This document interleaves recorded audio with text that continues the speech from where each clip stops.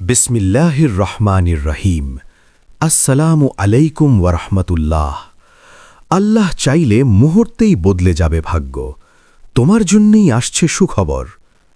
প্রিয় ভাই বোন বন্ধুগণ, মানুষের জীবন যেন এক দীর্ঘ সফর, কখনো রোদ, কখনো ঝড়, কখনো আনন্দ, কখনো অশ্রু। কিন্তু একজন মুমিনের হৃদয়ে একটি দৃঢ় বিশ্বাস সবসময় জ্বলজ্বল করে। আল্লাহ চাইলে মুহূর্তেই সবকিছু বদলে যেতে পারে।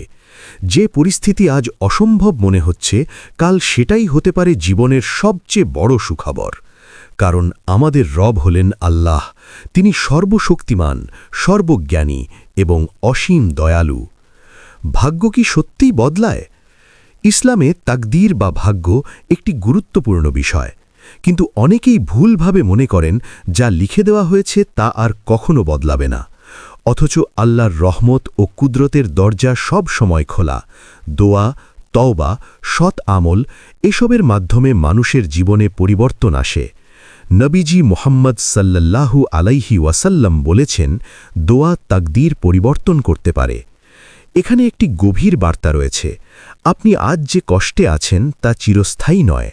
হয়তো আল্লাহ আপনাকে পরীক্ষা করছেন, হয়তো আপনার ধৈর্য দেখছেন, হয়তো আপনার জন্য আরও বড় কিছু প্রস্তুত করছেন। কষ্টের আড়ালে লুকানো রহমত। কখনো কখনো আমরা যেটাকে ক্ষতি ভাবি সেটাই হয় প্রকৃত কল্যাণ। আল্লাহ পবিত্র কুরআনে বলেছেন, তোমরা কোনো কিছু অপছন্দ করতে পারো, অথচ তাতে তোমাদের জন্য কল্যাণ রয়েছে। জীবনের এমন অনেক মুহূর্ত আসে যখন চারপাশ অন্ধকার মনে হয়, কিন্তু ঠিক সেই অন্ধকারের পরেই সূর্য ওঠে। মনে রাখবেন, রাত যত গভীর হয়, ভোর তত নিকটবর্তী হয়। হয়তো আপনি চাকরি হারিয়েছেন, হয়তো সম্পর্ক ভেঙে গেছে, হয়তো দীর্ঘদিনের দোয়া কবুল হয়নি, কিন্তু আল্লাহর পরিকল্পনা মানুষের পরিকল্পনার চেয়ে অনেক বড়। আপনি যা হারিয়েছেন, হয়তো তার চেয়েও উত্তম কিছু আপনার পথে অপেক্ষা করছে। সুখবর আসার 7টি লক্ষণ। 1. হৃদয়ে অজানা প্রশান্তি অনুভব করা। যখন কোনো কারণ ছাড়াই মনে শান্তি আসে, বুঝবেন আল্লাহ আপনার অন্তরে সান্ত্বনা দিচ্ছেন। 2. দোয়ার প্রতি আকর্ষণ বৃদ্ধি পাওয়া। হঠাৎ করে বেশি বেশি দোয়া করতে ইচ্ছে করা, এটি বড় নেয়ামতের ইঙ্গিত। 3. গুনাহ থেকে দূরে থাকার তাগিদ। পাপ থেকে ফিরে আসার ইচ্ছা জাগা, মানে আল্লাহ আপনাকে নিজের দিকে ডাকছেন। 4. অপ্রত্যাশিত ছোট ছোট কল্যাণ। হঠাৎ ভালো খবর, ছোট সাফল্য, এগুলো বড় সুখবরের পূর্বাভাস হতে পারে। 5. সবর করার শক্তি পাওয়া। কষ্টের মাঝেও ধৈর্য ধরে থাকতে পারা আল্লাহর বিশেষ সাহায্য। 6. নেক মানুষের সঙ্গ লাভ করা। ভালো মানুষের সংস্পর্শ পাওয়া ভাগ্য পরিবর্তনের অন্যতম মাধ্যম। 7. অন্তরে দৃঢ় আশা জন্মানো। নিরাশার মাঝেও যদি আশা টিকে থাকে, জানবেন আল্লাহ আপনাকে ছাড়েননি। ইতিহাসের শিক্ষা, মুহূর্তেই বদলে যাওয়া পরিস্থিতি। ইসলামের ইতিহাসে অসংখ্য উদাহরণ রয়েছে। নবীজি মুহাম্মদ সাল্লাল্লাহু আলাইহি ওয়াসাল্লাম যখন মক্কায় নির্যাতিত হচ্ছিলেন, তখন কেউ কল্পনাও করতে পারেননি যে একদিন সেই মক্কাই ইসলামের পতাকায় আলোকিত হবে। কিন্তু আল্লাহর পরিকল্পনায় অসম্ভব বলে কিছু নেই। হিজরতের কঠিন সময়, বদরের যুদ্ধের দুর্বল অবস্থা, সবকিছুর পরেই এসেছে বিজয়। তাই আপনার জীবনেও যদি আজ কঠিন অধ্যায় চলে, জানবেন এটি হয়তো বিজয়ের প্রাক্কাল। দোয়া, ভাগ্য পরিবর্তনের চাবিকাঠি। দোয়া কেবল একটি প্রার্থনা নয়, এটি আল্লাহর সাথে সরাসরি সংযোগ। আপনি যখন চোখের পানি ফেলে বলেন, ইয়া আল্লাহ, আমার অবস্থা বদলে দিন, তখন সেই শব্দ আসমান ভেদ করে পৌঁছে যায় আরশে। অনেক সময় দোয়া তাৎক্ষণিকভাবে কবুল হয় না, কারণ আল্লাহ জানেন কোন সময় আপনার জন্য সবচেয়ে উপযুক্ত। তিনি বিলম্ব করেন, কিন্তু অবহেলা করেন না। কেন বিলম্ব হয়? আমরা প্রায়ই ভাবি, এত দোয়া করছি তবুও কিছু হচ্ছে না। কিন্তু ভাবুন তো, যদি আপনার প্রার্থনা পূরণ হতে দেরি হয়, হয়তো আল্লাহ আপনাকে আরও উত্তম কিছু দিতে চান। কখনো কখনো বিলম্বই সবচেয়ে বড় রহমত।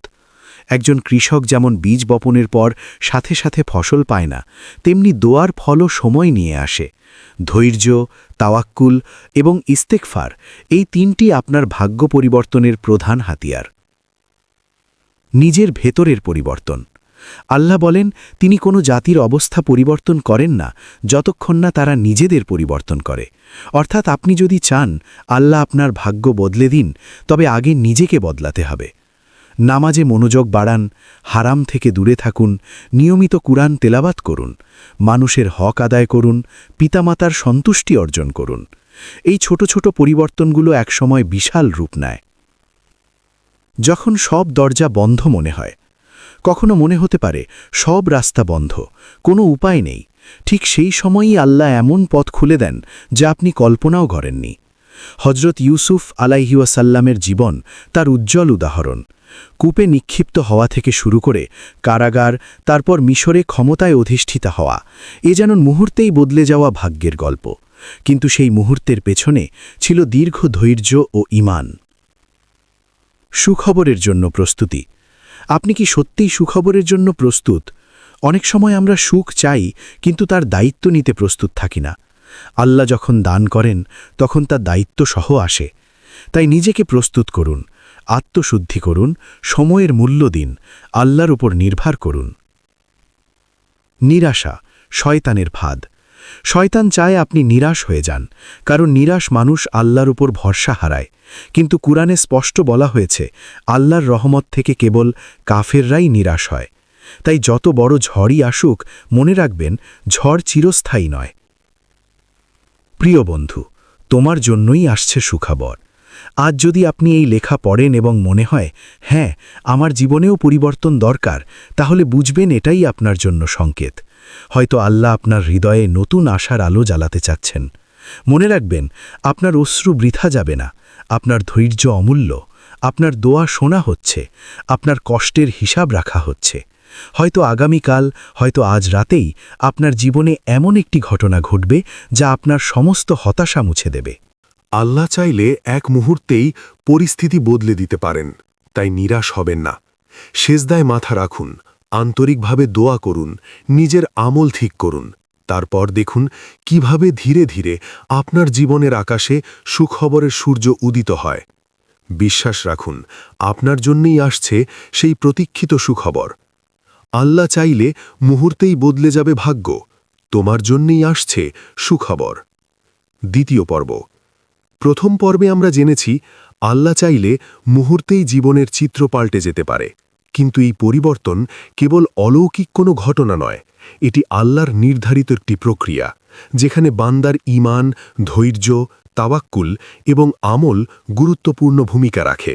আজ আমরা আরও গভীরে বুঝব কিভাবে আল্লাহর পরিকল্পনা নিঃশব্দে আমাদের জীবনকে নতুন দিকে নিয়ে যায় এবং কেন কখনো দেরি হলেও শেষটা হয় সবচেয়ে সুন্দর। ১. আল্লাহর পরিকল্পনা বনাম মানুষের পরিকল্পনা। মানুষ পরিকল্পনা করে সীমিত জ্ঞান দিয়ে, কিন্তু আমাদের রব আল্লাহ পরিকল্পনা করেন পূর্ণ জ্ঞান ও হিকমা দিয়ে। আমরা বর্তমান দেখি, তিনি অতীত, বর্তমান, ভবিষ্যৎ একসাথে দেখেন। আপনি হয়তো একটি চাকরি হারিয়ে ভেঙে পড়েছেন, কিন্তু আল্লাহ জানেন এই হারানোই আপনাকে এমন পথে নিয়ে যাবে যা আপনার ঈমান, রিজিক ও মর্যাদা বাড়াবে। কখনো কোনো সম্পর্ক ভেঙে যায়, আপনি ভাবেন সব শেষ, অথচ কয়েক বছর পর বুঝতে পারেন এটাই ছিল আপনার জন্য রহমত। আল্লাহর পরিকল্পনা অনেক সময় আমাদের বোঝার বাইরে থাকে, কিন্তু পরে গিয়ে সেটাই হয়ে ওঠে জীবনের সবচেয়ে বড় নিয়ামত। ২. অপেক্ষার পেছনের রহস্য। আপনি কি কখনো ভেবেছেন কেন কিছু দোয়া সঙ্গে সঙ্গে কবুল হয় না? কারণ আল্লাহ বিলম্ব করেন, কিন্তু অবহেলা করেন না। তিনি অপেক্ষার মাধ্যমে বান্দার হৃদয়কে পরিপক্ক করেন। যেমন একটি থল পাকার জন্য সময় লাগে, তেমনি একটি সুখবরও পরিপূর্ণ হওয়ার জন্য সময় নেয়। যদি সময়ের আগে ফল পেড়ে নেওয়া হয় তা টক হয়, কিন্তু সময় মতো তা হয় মিষ্টি। আপনার জীবনের বিলম্বিত দোয়াগুলো ঠিক তেমনই, সময় এলে সেগুলো সবচেয়ে মধুর হয়ে আসবে। ৩. পরীক্ষার পরেই আসে ঘোষণা। ইতিহাস সাক্ষী, বড় সুখবরের আগে বড় পরীক্ষা আসে। নবীজি মোহাম্মদ সাল্লাল্লাহু আলাইহি ওয়াসাল্লামের জীবন দেখুন। মক্কায় বছরের পর বছর নির্যাতন, অপমান, বয়কট, সব কিছুর পরেই এসেছে বিজয়। কেউ ভাবেনি সেই কষ্টের পর একদিন মক্কা বিজয়ের ঘোষণা আসবে। একইভাবে হযরত আইয়ুব আলাইহিওয়াসাল্লাম বছরের পর বছর অসুস্থ ছিলেন, কিন্তু তার ধৈর্য ও ঈমানের পর আল্লাহ তাকে সুস্থতা ও সম্পদ ফিরিয়ে দিলেন বহুগুণে। এগুলো গল্প নয়, এগুলো আমাদের জন্য বাস্তব শিক্ষা। আপনার পরীক্ষাও হয়তো শেষ অধ্যায়ে এসে দাঁড়িয়েছে। 4.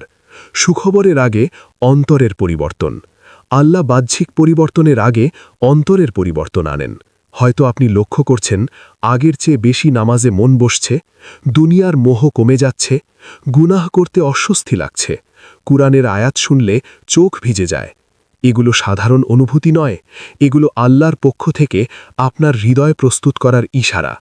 কারণ সুখবর তখনই টেকসই হয় যখন হৃদয় তা ধারণ করার উপযুক্ত হয়। 5. যখন কেউ পাশে থাকে না।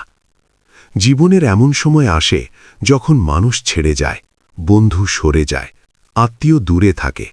তখন মনে হয় আমি একা, কিন্তু সেই একাকিত্বেই আল্লাহ সবচেয়ে কাছে থাকেন। আপনি যখন গভীর রাতে সেজদায় কান্না করেন, তখন কেউ না থাকলেও আল্লাহ শোনেন। আপনার অশ্রু জমা হচ্ছে, সেই অশ্রুই একদিন হাসিতে রূপ নেবে। মনে রাখবেন, মানুষের দরজা বন্ধ হলে আসমানের দরজা খুলে যায়। 6. নিরাশা ভাঙার গোপন সূত্র। নিরাশা আসে যখন আমরা ফলাফলের ওপর অতিরিক্ত নির্ভর করি, কিন্তু একজন মুমিন ফলাফলের ওপর নয়, আল্লাহর ওপর নির্ভর করে। যদি আজ কিছু না পান, তবুও বলুন, হয়তো এতে কল্যাণ আছে। এই একটি বাক্য আপনার হৃদয়ের অন্ধকার দূর করতে পারে। আল্লাহর রহমত সমুদ্রের মতো বিস্তৃত। আপনি যত ভুলই করে থাকুন, তাওবা করলে সেই রহমত আপনার ভাগ্য নতুন করে লিখে দিতে পারে। 7.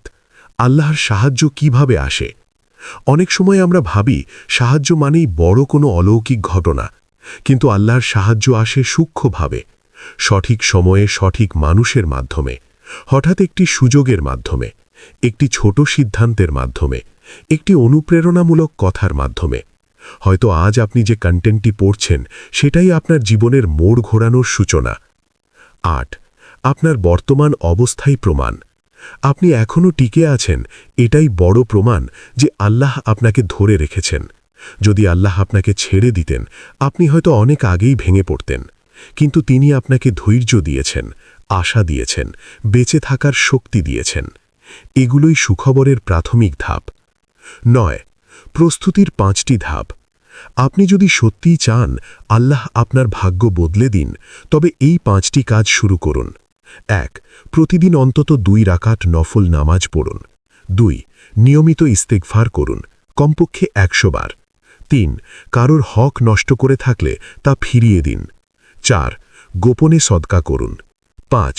প্রতিদিন অন্তত 10 মিনিট কুরআন তেলাওয়াত করুন। এই আমলগুলো ধীরে ধীরে আপনার জীবনের আকাশ পরিষ্কার করবে। 10. সুখবরের আগমনী বার্তা। অনেক সময় সুখবর আসার আগে একটি অদ্ভুত প্রশান্তি অনুভূত হয়, মনে হয় সব ঠিক হয়ে যাবে। যদি আপনি এখন সেই অনুভূতি পান, তাহলে জানবেন এটি কাকতালীয় নয়। আল্লাহ কখনো বান্দাকে নিরাশ করেন না, যদি সে সত্যিকারের ভরসা রাখে। প্রিয় বন্ধু, হয়তো আপনি দীর্ঘদিন ধরে অপেক্ষা করছেন, হয়তো মনে হচ্ছে সব দেরি হয়ে গেছে, কিন্তু মনে রাখুন, আল্লাহ সময়ের সীমাবদ্ধতায় আবদ্ধ নন। তিনি চাইলে এক মুহূর্তেই পরিস্থিতি বদলে দিতে পারেন। আজকের কষ্ট আগামী দিনের সুখবরের ভিত্তি হতে পারে, আজকের কান্না আগামী দিনের হাসির প্রস্তুতি হতে পারে। তাই থেমে যাবেন না, দোয়া চালিয়ে যান, ধৈর্য ধরে থাকুন, আল্লাহর উপর ভরসা রাখুন। খুব শিগগিরই আপনি নিজেই বলবেন, আল্লাহ আমার জন্য এমন কিছু করেছেন যা আমি কল্পনাও করিনি। হে আল্লাহ, আমাদেরকে সঠিক ঈমান ও ধৈর্যের সাথে চলার তৌফিক দান করো এবং প্রিয় রাসূল সাল্লাল্লাহু আলাইহি ওয়াসাল্লামের সুন্নাহ মেনে ধর্মকর্ম চালিয়ে যাওয়ার তৌফিক দান করো এবং আমরা যেন তোমার দেয়া ইঙ্গিত বুঝে শুনে আমল করতে পারি। আমিন ইয়া রাব্বাল আলামিন। এই পর্যন্ত ভিডিওটি দেখার জন্য আপনাকে অসংখ্য ধন্যবাদ। ভালো লাগলে লাইক, শেয়ার এবং ফলো দিয়ে উৎসাহিত করবেন এবং সাবস্ক্রাইব করে পাশে থাকবেন, যাতে এই ধরনের ভিডিও আপনাদের কাছে পৌঁছে দিতে পারি এবং এই রকম ভিডিও দেখে আমাদের অন্তরাত্মাকে পরিশুদ্ধ করতে পারি। আসসালামু আলাইকুম ওয়া রাহমাতুল্লাহি ওয়া বারাকাতুহু।